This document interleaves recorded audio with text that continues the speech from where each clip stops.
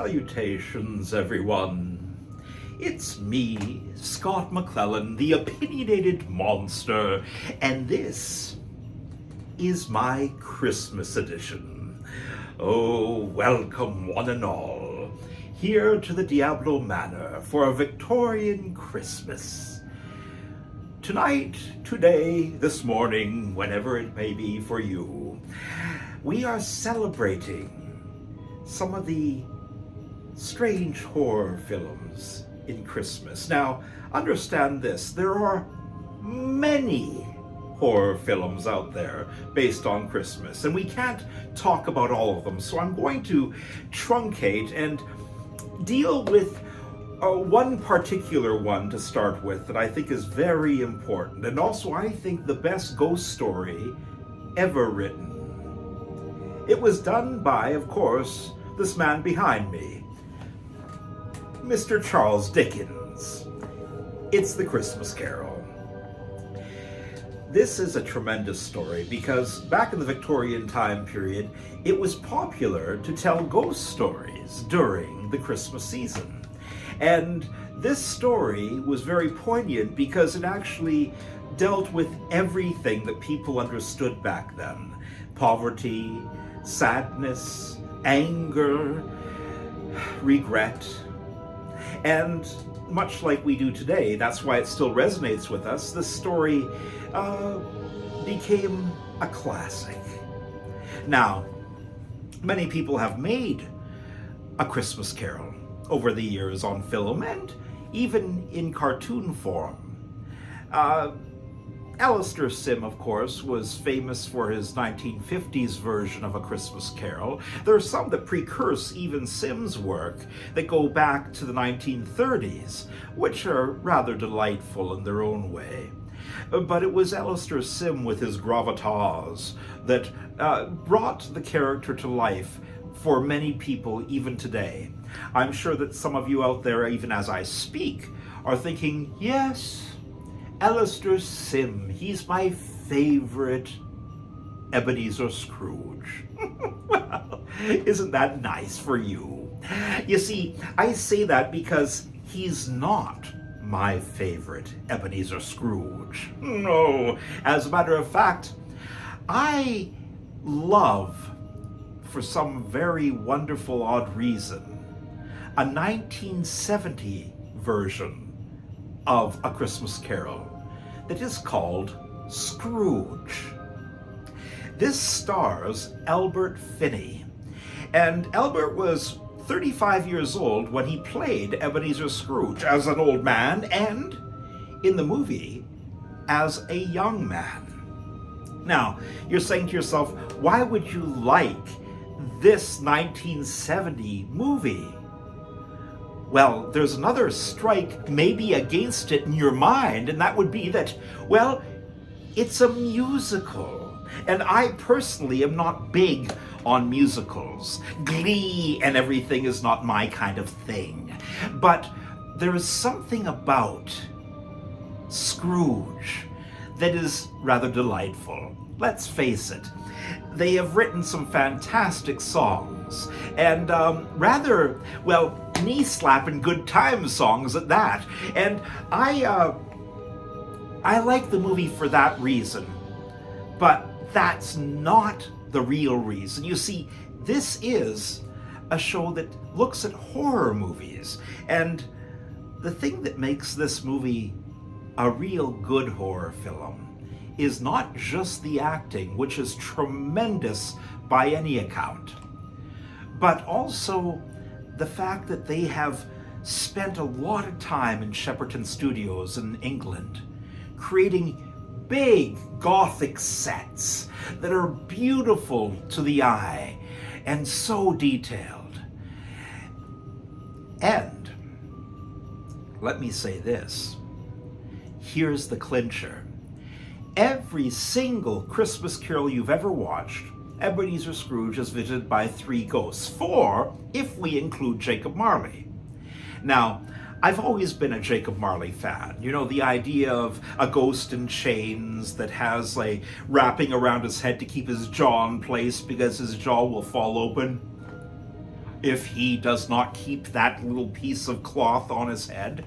That's a lovely idea. But the person that plays Jacob Marley in Scrooge is Sir Alec Guinness. And Mr. Guinness has brought his own special something to the character. There's something that he's done. I don't know if it's the direction or if it's actually Alec Guinness just getting out there and being a ghost, but he almost feels like he's at zero gravity and he's floating constantly. And it's not like, oh, I'm playing a ghost. It's like he's actually floating. And the weird thing is he's very sinister in the way he moves and speaks. And it's slow and methodical, and it's very, very whimsical at the same time. For Jacob Marley, apart from being Scrooge's ex-partner, is a rather, horrifying ghost, and takes Scrooge out of his home in the very first few scenes and into the night, where they fly over London, and they are greeted by other spirits and ghouls that fly by them as they fly and look down upon this wonderful, beautiful Victorian city. And the beginning, the very beginning, when they introduce Jacob Marley, is perfect. Now, in the Alistair Sims version, yes, Jacob Marley comes and clanks his chains, and he's like, "Oh, Ebenezer Scrooge," and all this kind of stuff.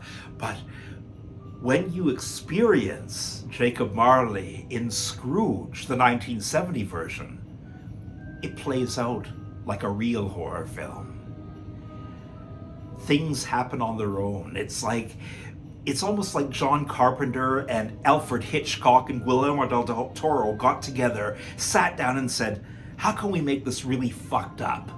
And then they kind of rolled with it. Now, these are not the three people that actually did the movie. I'm just saying that that's the way it feels. So if you haven't experienced Scrooge, there's one reason right there, but there's more. You see, the thing that excites me about this movie is the fact that there are the four ghosts. There's Jacob Marley, there's the ghost of Christmas past, the ghost of Christmas present, and the ghost of Christmas yet to come. Now, each one of these ghosts in their own right is fantastic. The second ghost, the one that we call the ghost of Christmas present, is absolutely opulent and bigger than life.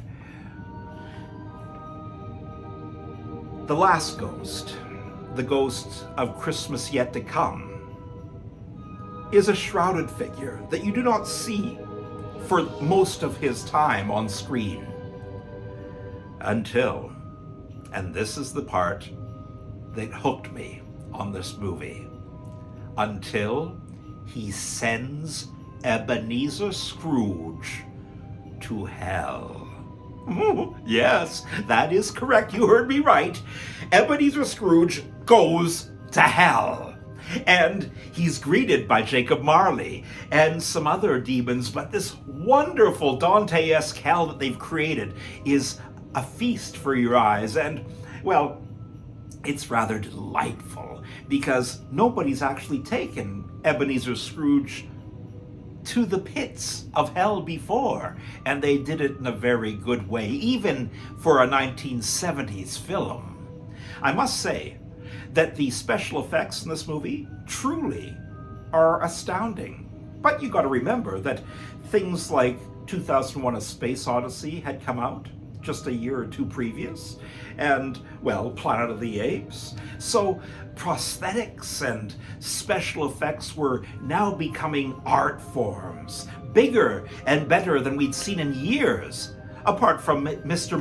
Millet's beautiful musings. Pardon me, I got trouth muggles. I'm so damned excited about what I'm talking about right now.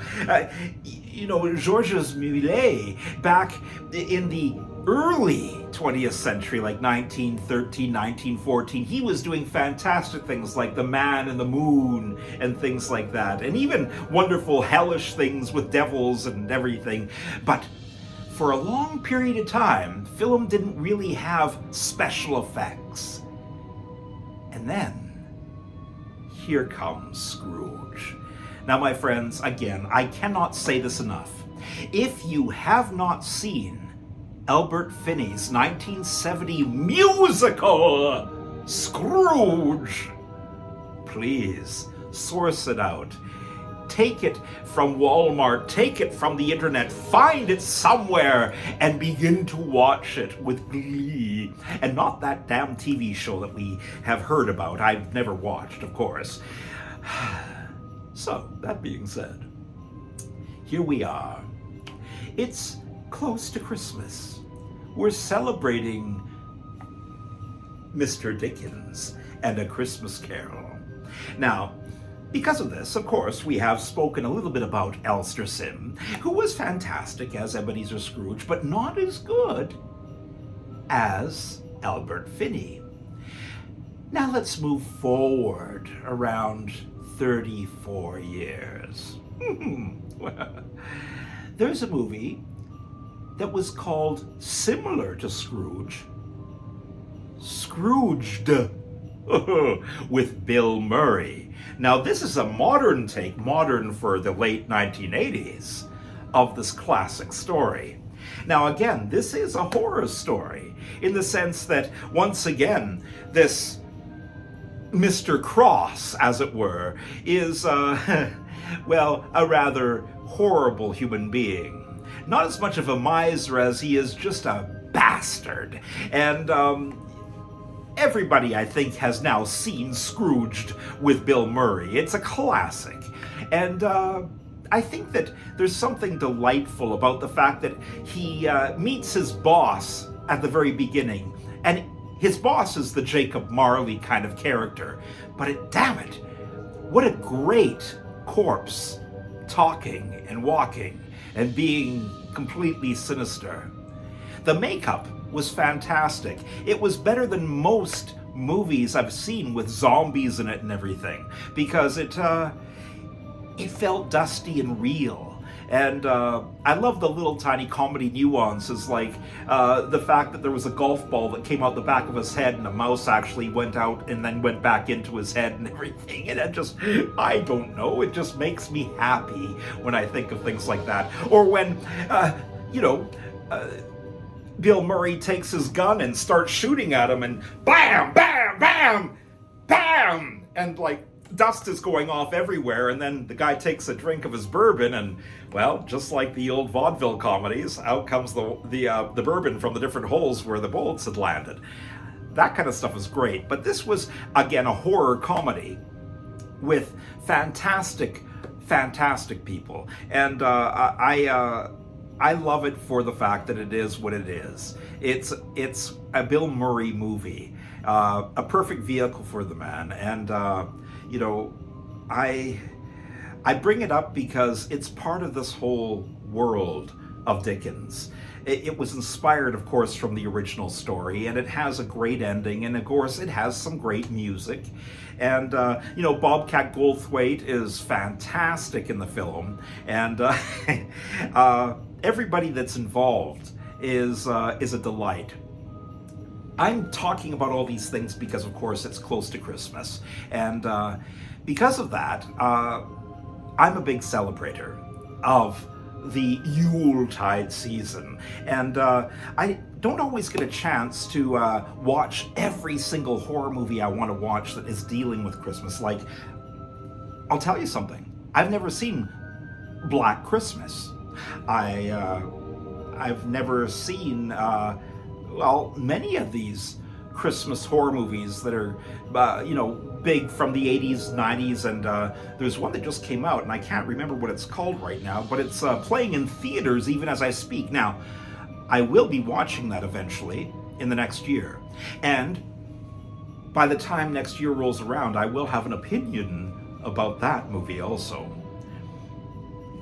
So, let's move away from Mr. Dickens for a moment and talk about one other Christmas horror film. Now, this one's huge. Many of you may know it also. And it has to do with a Germanic mythological character. Saint Nicholas would come to certain towns and villages and bring the children presents if they were good. But trailing close behind him was Krampus, a demon from hell. And if you were bad, Krampus would take and beat you and place you in a sack and drag you to hell, where that's where you would stay for the rest of your days because you were a bad child. Well, how lovely is that? And so there's a movie that came out in 2015 called Krampus. This was a revelation. I didn't think that I'd see a Christmas movie, let alone a Christmas horror movie, that would become a classic so quickly. If you haven't seen Krampus, again, these are one of the things that you have to find and start watching almost immediately because we're so damn close to Christmas. Krampus, and by the way, I have a Krampus right behind me here. Krampuses are horrifying things, and in the movie, there are many versions of Krampus. There's the elves. There's animated objects such as gingerbread cookie men and women and things. And oh my, yes, presents that are wrong. Just wrong. And then there is the big Super Krampus. Now, this is iconic stuff, and the acting is great. The comedy is spot on, fantastic. The special effects, bar none, the best I've seen in a long time again. But this is obviously a very new film. 2015, that's 7 years ago, 8 years ago as we move into 2023. But it is a fantastic film. And you know, as a lover of horror, it is my favorite Christmas horror film, next to Scrooge. Next to Scrooged. Now, those three films are fantastic little bites of horror for the Christmas season. I know that you're saying to yourself, if you're a real horror aficionado, well, Scott's forgetting a whole bunch of the great horror films that are Christmas orientated. And yes, he is. And that's because I have to talk about more of these in the future. And I don't want to give them all away at once, but I have given away my favorite ones right off the top. Now, before I go, there is just one other that is not even a Christmas movie, as much as it is a classic that sits with us, resonates with us, and is a part of our lives, just like Rocky Horror Picture Show. Yes, that's right. It's the 59 version of How the Grinch Stole Christmas. Now you're saying, hey, that's a cartoon. Ha! But let's tie in that little cartoon with one of the biggest horror greats in the world, Boris Karloff. The person that narrated How the Grinch Stole Christmas was the Frankenstein monster himself, Boris Karloff. And he brought his beautiful, resonating voice to the story. I have made, for the past 38 years, a bit of a living off of doing How the Grinch Stole Christmas on stage. And I've been lucky enough to perform it all over North America, right down to Florida, all the way up here to Vancouver, and over to Toronto at Casa Loma. And I've also had the privilege of being backed up musically by the Bare Naked Ladies and the Rheostatics when I've done it a couple times at the Rivoli. Now, here's the thing. I love that story. Dr. Seuss is amazing because of the fact that he takes lyrics and makes them these little visual things in your head.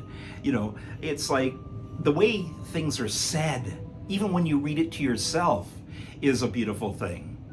I'm going to do just a few lines from How the Grinch Stole Christmas so you can get a feel again for exactly what it's all about. And it is rather horrifying in its own right. Every Who down in Whoville liked Christmas a lot. But the Grinch, who lived just north of Whoville, did not. The Grinch hated Christmas, the whole Christmas season. Oh, please don't ask me why. No one quite knows the reason. It could be perhaps that his shoes were too tight. It could be his head wasn't screwed on just right. But I think that the most likely reason of all might have been that his heart was 2 sizes too small. My friends, I wish you all a horrifyingly great Christmas. This is our Christmas episode. I'm so glad you sat with me and listened to me banter on about my 3, no, make that 4, favorite Christmas horror things. Now, again, we will be getting back to other horror in the next week, even though we are even closer to Christmas at that time. But I wanted to do a Christmas episode, and I just finished watching Scrooge again because I had to. It's become a part of my vernacular. Every single year I watch it. And tonight I did. And I feel elated. So source it out and go and watch Scrooged when you have some time. Find Krampus. You won't regret it. And of course, sit down and spend 20 minutes watching How the Grinch Stole Christmas, because, well, everyone has to do that at least once every year. I wish you all a very Merry Christmas, and I will see you again real soon. Thanks for watching, and until next time, yes, things are about to get strange.